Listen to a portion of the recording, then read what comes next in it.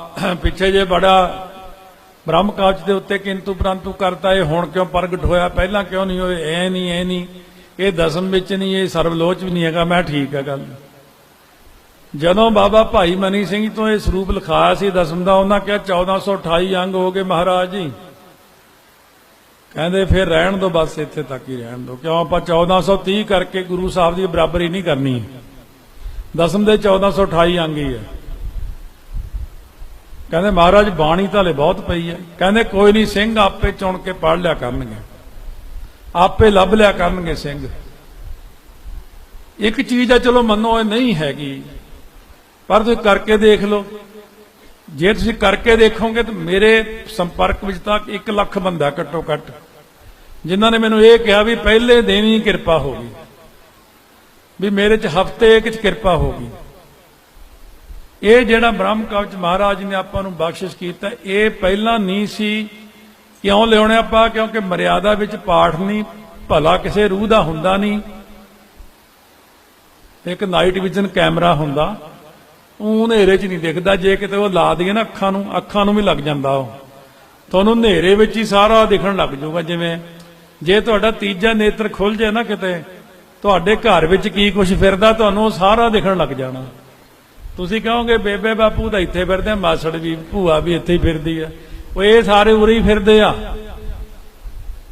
इन्हां किहड़ा अमर छकिया जे छकिया तो रहत नहीं रखी। साध संगत बड़ी मर्यादा एक हुंदी है। भाई साहब भाई रणधीर सिंह जब हजूर साहब गए बुरहानपुर पहुंचे जिस खंडर जे रात नूं सिंघां समेत आराम कर लगे 12 बजे रात नूं प्रेत आ गया एक उन्हां दी पुस्तक विच ही लिखिया होया। प्रेत कहना महाराज मेरा भला कर दो मैं बड़े हजारां सालां तो इत्थे ही फिरना। कहते चलो ठीक है तेरा अखंड पाठ साहब करना मर्यादा नाल पाठ आरंभ किया। कहने निशानी कहते कड़ाह प्रसाद उत्थे सामने रख दिओ वो ऐ पहला आले जे बने हुंदे सी वो जे मैं छक लिया तो भला नहीं छकिया तो फिर गड़बड़ा कोई। पाठ होया सारा मर्यादा नाल सारे पाठी केसी इशनान करके लगते रहे पर कड़ाह प्रसाद उत्थे दा उत्थे ही पिया रहा। वो कहते छकिया ही नहीं उन्हें। रात नूं 12 बजे फिर आ गया कहने क्यों भी गया नहीं। कहते थोड़े एक पाठी ने पेशाब की क्रिया की सी एक छिट्टा कशहरे नूं लग गया सी जिस करके पाठ खंडन हो गया। आखो सतनाम श्री वाहिगुरू। कोई समझ लगती कि नहीं पाठ ही खंडन हो गया।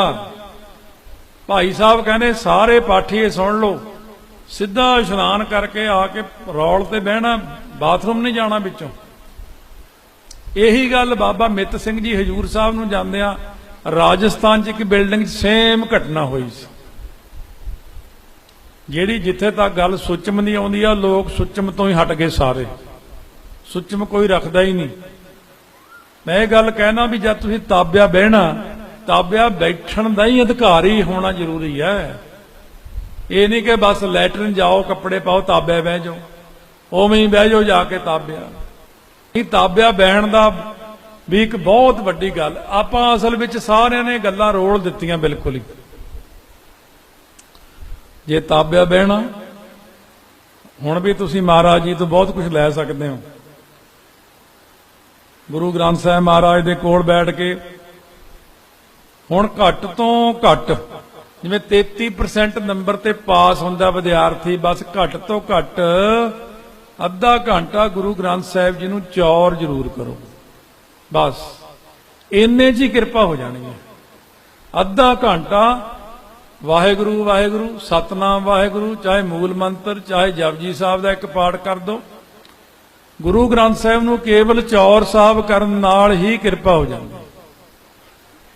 नहीं बैठ सकते चौर करन तां कोले बह के वाहिगुरू वाहिगुरू। आ श्री हरगोबिंदपुर साहब भाई गोपाला जी ने कहा सी भी जपजी साहब का पाठ दास सुनाएगा। एक जपजी साहब नाल गुरता गद्दी देण नूं तैयार हो गए महाराज।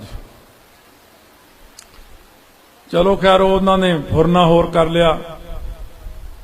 महाराज कहने तेनू ब्रह्म ज्ञान मिले तेरिया 21 कुलां तरन तेनू आ मिले बहुत कुछ दिता सतगुरू।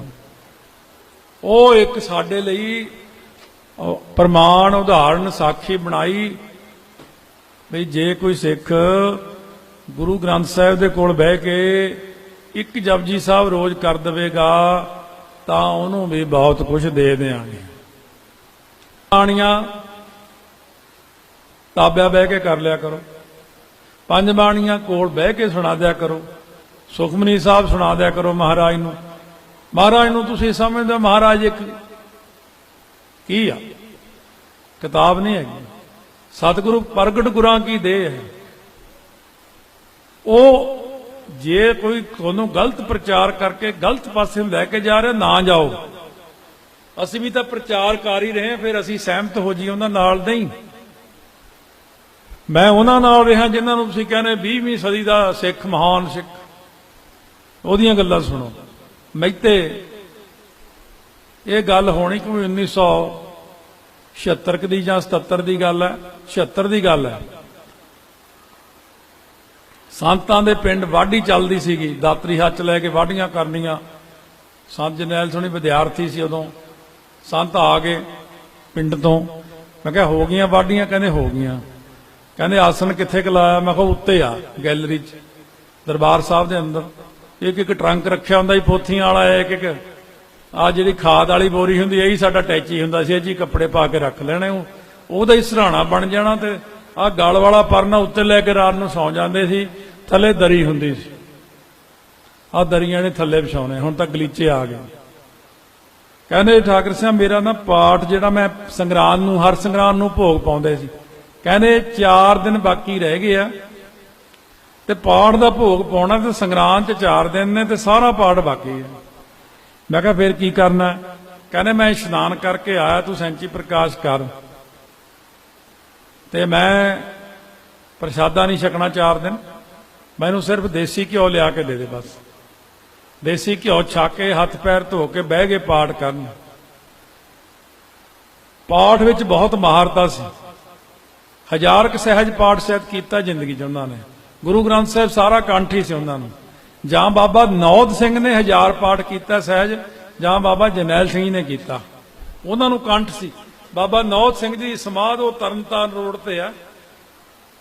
ਬਾਬਾ ਜੀ ਇਹ ਸਾਰੇ ਹੁੰਦੇ ਆ, ਹੁਣ ਵੀ ਹੈਗੇ ਆ, ਥੋੜੀਆਂ ਅੱਖਾਂ ਨਹੀਂ ਦੇਖਣ ਵਾਲੀਆਂ। ਜੇ ਕਹਿੰਦੇ ਜਿਆਦਾ ਮਿਹਨਤ ਕਰੋਗੇ ਤਾਂ ਮਿਲ ਵੀ ਜਾਣਗੇ ਉੱਥੇ। ਬਾਬਾ ਜੀ ਨੇ ਆਪ ਕਿਸੇ ਸਿੰਘ ਨੂੰ ਦੱਸਿਆ ਕਿ ਮੈਂ ਕਹਿੰਦੇ 93 ਸਾਲ ਦੀ ਉਮਰ ਸੀ ਜਦ ਮੈਂ ਸ਼ਹੀਦੀ ਪਾਈ ਹੈ। ਬੜੇ ਯੋਧੇ ਸੀ ਬਾਬਾ ਜੀ। 8 ਵਜੇ ਲਾਈਟ ਚਲੀ ਗਈ, ਸੰਤ ਬੈਠੇ ਪਾਠ ਕਰਦੇ ਸੀ। ਮੈਂ ਕਿਹਾ ਮੈਂ ਪ੍ਰਸ਼ਾਦਾ ਅਸੀਂ ਛਕ ਲਿਆ ਸੀ। ਮੈਂ ਕਿਹਾ ਅਸੀਂ ਬਾਹਰ ਗੈਲਰੀ 'ਚ ਘੁੰਮਦੇ ਆਂ ਵੀ ਉੱਥੇ ਚਲੋ ਮਾੜੀ ਮੋਟੀ ਹਵਾ ਲੱਗੂ। ਲਾਈਟ ਗਈ ਆ, ਕੋਈ ਜਨਰੇਟਰ ਨਹੀਂ ਸੀ ਹੁੰਦਾ ਮੈਥੇ ਉਦੋਂ। 8 ਤੋਂ 10 ਕੱਟ ਲੱਗਿਆ। 10 ਵਜੇ ਆਪਣਾ ਉੱਥੇ ਸਾਨੂੰ ਤਾਂ ਮੌਜ ਜੀ। ਸਾਡੇ ਇੱਕ ਸਿੰਘ ਹੁੰਦਾ ਸੀ, ਉਹ ਇੱਕ ਗੱਲ ਕਹਿਣਾ ਹੁੰਦਾ ਸੀ, ਕਹਿੰਦਾ ਸਾਧ ਤੇ ਉੱਲੂ 2 ਜਾਣੇ ਉਜਾੜ ਹੀ ਭਾਲਦੇ ਹੁੰਦੇ ਆ। ਅਸੀਂ ਵੀ ਇਹੀ ਭਾਲਦੇ ਰਹਿੰਦੇ ਆ ਵੀ ਕਿਤੇ ਇਕਾਂਤ ਮਿਲ ਜੇ ਨਾ, ਬਹਿ ਕੇ ਪਾਠ ਕਰੀਏ। ਤੁਸੀਂ ਕਹਿੰਦੇ ਕਿਤੇ ਟਾਈਮ ਮਿਲ ਜੇ ਇਕਾਂਤ, ਟੀਵੀ ਦੇਖੀਏ ਜਾਂ ਮੋਬਾਈਲ ਨੂੰ ਹੱਥ ਮਾਰੀਏ ਜਾਂ ਕੁਛ ਆਹ ਦੇਖੀਏ ਜਾਂ ਕੁਛ ਸੌਂ ਜਾਈਏ। ਅਸੀਂ ਕਹਿੰਦੇ ਜੇ ਰਾਤ ਨੂੰ ਨੀਂਦ ਨਹੀਂ ਆਈ, ਲਾ ਲਓ ਫਿਰ ਚੌਪੀ ਸਾਹਿਬ, ਜਿੰਨੀਆਂ ਸੁਣ ਹੁੰਦੀਆਂ ਸੁਣੋ। ਦੱਸਣਾ ਨਹੀਂ ਚਾਹੀਦਾ। ਰਾਤ ਨੀਂਦ ਟਲ ਗਈ। ਮੈਂ ਕਿਹਾ ਵੀ ਅਸੀਂ ਲੋਕਾਂ ਨੂੰ ਕਹਿੰਦੇ 5 ਸੋਹਲੇ ਦੇ ਪਾਠ ਕਰੋ। ਮੈਂ ਰਿਪੀਟ ਤੇ ਲਾ ਕੇ ਮੋਬਾਈਲ ਵਿੱਚ 10-15 ਵਾਰੀ ਸੋਹਲਾ ਸਾਹਿਬ ਹੀ ਸੁਣ ਲਿਆ, ਆਨੰਦ ਆਇਆ। 25-30 ਚੌਪੀ ਸਾਹਿਬ ਦੇ ਪਾਠ ਕਰ ਲਏ। ਸਾਡੇ ਦਾ ਹੋਲਸੇਲ ਕੰਮ ਹੈ ਸਾਰੇ। ਬਾਬਾ ਜੀ ਬੈਠੇ, ਅਸੀਂ ਬਾਹਰੋਂ ਪਾਠ ਕਰ, ਲਾਈਟ ਆ ਗਈ, ਭੱਜ ਕੇ ਸਾਰੇ ਆਪੋ ਆਪਣੇ ਆਸਣਾਂ ਤੇ ਆਏ, ਪੱਖਿਆਂ ਥੱਲੇ। ਸੰਤ ਜਰਨੈਲ ਸੋਹਣੀ ਆਪਣੀ ਪੋਥੀ ਤੇ ਪਾਠ ਕਰ ਰਿਹਾ। ਮੈਂ ਆਇਆ, ਮੈਂ ਇੱਕ ਗੋਡਾ ਥੱਲੇ ਲਾ ਕੇ ਮੋਢੇ ਤੇ ਹੱਥ ਰੱਖ ਕੇ ਬਹਿ ਕੇ ਹੱਸੀ ਗਿਆ। ਮੈਂ ਕਿਹਾ ਲਾਈਟ ਤੇ ਗਈ ਹੋਈ ਸੀ, ਉਹਨਾਂ ਵੀ ਮੇਰੇ ਮੋਢੇ ਤੇ ਹੱਥ ਰੱਖੇ ਨਾਲੇ ਹੱਸੀ ਜਾਣ। ਮੈਨੂੰ ਕਹਿੰਦੇ ਇਹ ਲਾਈਟ ਜਾਣ ਨਾਲ ਮੈਨੂੰ ਕੋਈ ਫਰਕ ਨਹੀਂ ਪੈਂਦਾ। ਕਹਿੰਦੇ ਸਾਰੇ ਅੱਖਰ ਸੋਨੇ ਵਾਂਗੂ ਜਗਦੇ, ਆਖੋ ਸਤਨਾਮ। ਪ੍ਰਤੱਖ ਗੁਰੂ ਨਿਸਤਾਰੇ ਉਹਨਾਂ ਨੇ ਦੇਖਿਆ। ਪ੍ਰਤੱਖ ਕੌਤਕ ਸਾਰੇ ਸੰਤ ਕਰਤਾਰ ਸਿੰਘ ਜੀ ਵੇਲੇ ਮੈਂ ਦੇਖੇ ਨੇ। ਮੈਂ ਅੱਗੇ ਵੀ ਸੁਣਾਇਆ, ਪਰ ਲੋਕਾਂ ਨੇ ਨੈਟ ਤੇ ਮਖੌਲ ਹੀ ਕੀਤੇ ਮੈਨੂੰ, ਪੁੱਠੇ ਸਿੱਧੇ ਬੋਲਦੇ, ਇਹ ਹੋ ਹੀ ਨਹੀਂ ਸਕਦਾ, ਤਾਂ ਮੈਂ ਸੋਚਿਆ ਮੈਂ ਕਿਹੜੇ ਬਾਗ ਦੀ ਮੋਹਣੀ, ਇਹ ਤੇ ਕਹਿੰਦੇ ਰੀਠੇ ਨਹੀਂ ਮਿੱਠੇ ਕੀਤੇ, ਪੰਜਾ ਨਹੀਂ ਲਾਇਆ, ਇਹਨਾਂ ਆਹ ਨਹੀਂ ਕੀਤਾ। ਚਲੋ ਖੈਰ ਕੋਈ ਗੱਲ ਨਹੀਂ, ਹੈਂਡੀਕੈਪਟ ਵੀ ਹੁੰਦੇ ਬੰਦੇ, ਦਿਮਾਗ ਨੂੰ ਥੋੜਾ ਘੱਟ ਹੈ, ਹੁਣ ਕੀ ਕਰ ਸਕਦੇ ਆ।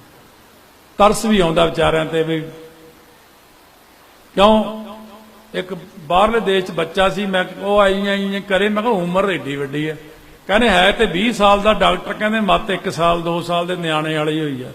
ਇਹ ਵੀ ਇਦਾਂ ਦਾ ਹੀ ਹੈ, ਉਮਰੋਂ ਵੱਡੀਆਂ ਵੱਡੀਆਂ ਲੌਂਠੇ ਹੋ ਗਏ ਆ ਤੇ ਮੱਤ ਕਿੰਨੀ ਕੁ ਹੈ, 2 ਸਾਲ ਦੇ ਨਿਆਣੇ ਤੋਂ ਵੀ ਘੱਟ ਮੱਤ। ਸੰਤ ਕਰਤਾਰ ਸਿੰਘ ਜੀ ਖਾਲਸਾ